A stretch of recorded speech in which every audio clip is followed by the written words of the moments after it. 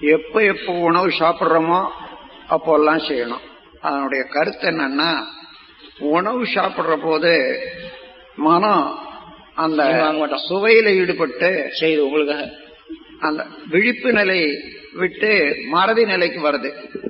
அந்த சமயத்துல இயற்கையில நடைபெறக்கூடிய இந்த உலக சுழல், அதனால ஏற்படக்கூடிய பூவாகிருஷ்ணத்தினால சதைகளெல்லாம் தொங்கி போறது, இவைகளெல்லாம்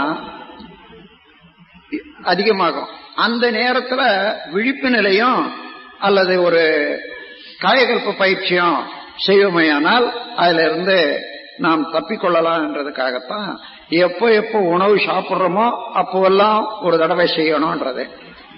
நீங்க மறந்துட்டீங்க ஒரு நாளைக்கு, பரவாயில்லை. அதனால அது செய்துதான் ஆகணும் என்பதில்லை, செய்தா நல்லது. யோகாசனங்கள்